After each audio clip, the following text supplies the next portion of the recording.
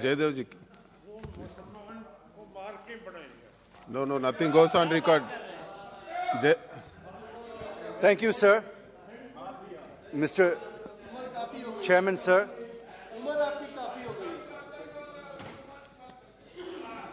Thank you, sir. Chairman, sir, I rise to support the additional expenditure the Honourable Finance Minister is seeking from the House through the first batch of supplementary demand for grants for 2022-23, and also the demands for excess grants for 2019-20. Sir, I will be brief and crisp since time given to me is very little. Sir, let me start with the issues of my state of Andhra Pradesh first. First is the issue that has been going on for the last 3 years, sir. The farmers of 29 villages who have given 33,000 acres of fertile agricultural land for the development of the capital city of Amaravati have been on a non-stop protest since December 2019, fighting to ensure that Amaravati is made the sole capital of the state and to ensure that the promises made by them by the Government of India are fulfilled. In a few days from now, that is on the 18th of December 2022, we are going to mark 3 years of protest. There has never before been such a long protest by farmers for their rights in the country, sir. I appeal to the Honourable Prime Minister, through the Honourable Finance Minister, to announce that Amaravati will remain the capital of AP. I also request her to provide the funds for the development of Amaravati, as all the development projects are at a standstill. Secondly, sir, I come to Polavaram, the lifeline of Andhra Pradesh, sir.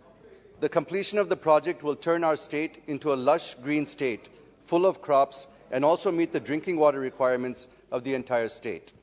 Therefore, I urge the Honourable Finance Minister to approve the revised cost estimate amount of 55,548 crores as recommended by the TAC, which includes the cost for land acquisition and R&R for the people displaced due to the project. Finally, through you, sir, I request the Honourable Finance Minister to release the funds for the 18 commitments mentioned in the AP Reorganisation Act. Through you, sir, I would like to remind the government that this is the final budget that is going to be presented before the 10-year deadline that is mentioned in the AP Reorganisation Act comes to a close. And therefore, all of the commitments legally and through the act made by this House should be completed in full by 2020. So the next budget is extremely important for us. And therefore, I request the Honourable Finance Minister to start releasing funds to ensure that all the promises made in the Act to the 5 crore people of Andhra Pradesh are fulfilled in full. Sir, I now come to the supplementary demand for grants and the demand for excess grants. Firstly, rupees 1.09 lakh crores the FM has sought for fertilizer subsidy to farmers. This increase in fertilizer subsidy is primarily due to geopolitical reasons and logistics issues that have arisen due to the Russia-Ukraine crisis. Both are major suppliers of fertilizer to India, and the war between them has disrupted the flow of fertilizers. This demand is also justified since it is meant for farmers. But here I wish to make a point that the Honourable Prime Minister, while inaugurating the Ramagundam Fertilizer Corporation, is on record saying that we need about 2.5 lakh crores for fertilizers. If you add the 1.05 lakh crores provisioned as fertilizer subsidy in the 22-23 budget, with the 1.09 lakh crores proposed now, it comes to about 2.14 lakh crores. So I would be grateful if the Honourable Minister can explain how she is going to fill the gap of around 36,000 crores, sir. The next demand is about 30,000 crores towards payment of LPG subsidy to OMCs and the subsidy under the PM Ujjwala Yojana. This is also a welfare measure which nobody can oppose and hence justified. Sir, on the one hand, we have been pushing hard to make India Atmanirbhar, while on the other hand, we are not able to tap the resources that we have. I will give an example, sir. Andhra Pradesh, with nearly 1,000 kilometers of coastline, is having the second longest coastline in India. More than 27 billion cubic meters of natural gas reserves are yet to be recovered from inland and offshore sources in Andhra Pradesh. There are also reserves in Gujarat and the Northeast. The point is, if we are able to tap these resources, we can save huge foreign exchange and also achieve the objective of becoming Atmanirbhar. I am saying this because we import 60% of our LPG requirement from other countries. Moreover, some natural gas pipelines have also been conceived, such as the Kakinada to Vizag to Srikakulam, which was to be completed in June 2021, but not yet completed. Similarly, there was also a proposal to lay a natural gas pipeline from Kakinada to Vijayawada to Nellore as a part of the government's One Nation, One Gas Grid project. I request the Honourable Finance Minister to clear these from her ministry so that they can be completed as per the schedule, which will help in reducing our dependence on foreign countries, sir. The third major head under which the Honourable Finance Minister sought approval of this House is 16,400 crore for Narega. Well, this also cannot be objected to, since it is also a welfare measure and meant exclusively for the poor. But taking advantage of this opportunity, sir, I wish to make a couple of points on Narega. How long are we going to ask poor, unskilled labour to do manual, unskilled work, sir? Shri Narendra Modi ji, after becoming the Prime Minister, is on record saying that even after 6 decades of our independence, we are still making people dig in for their livelihood.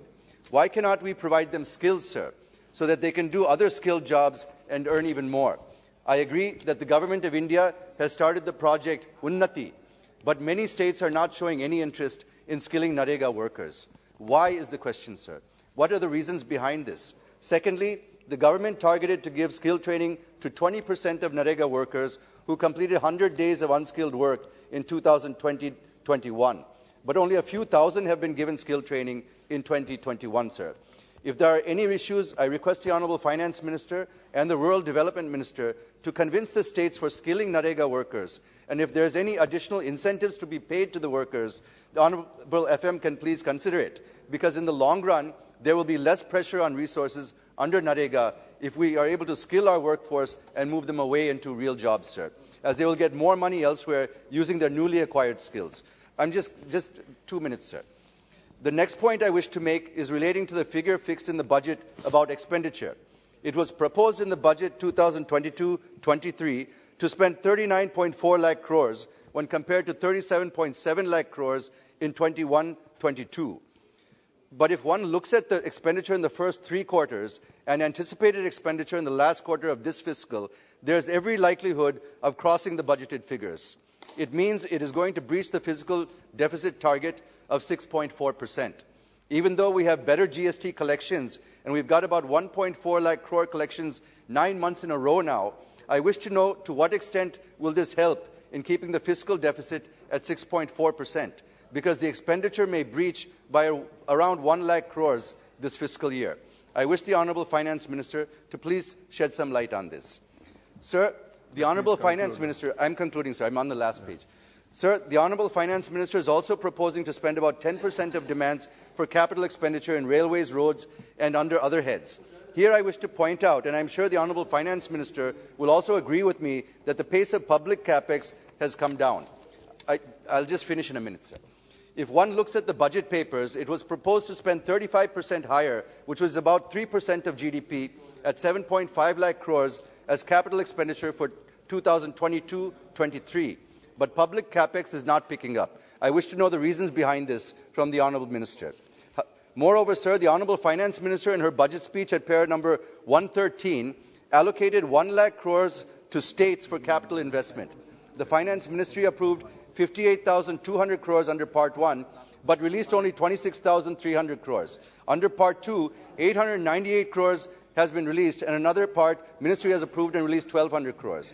Sir, we're at the fag end of the third quarter, and not even 30% was announced in the budget. So I'll just complete the conclusion. I'm coming to conclusion, sir. More than your allotted I'll time. just complete the conclusion, sir.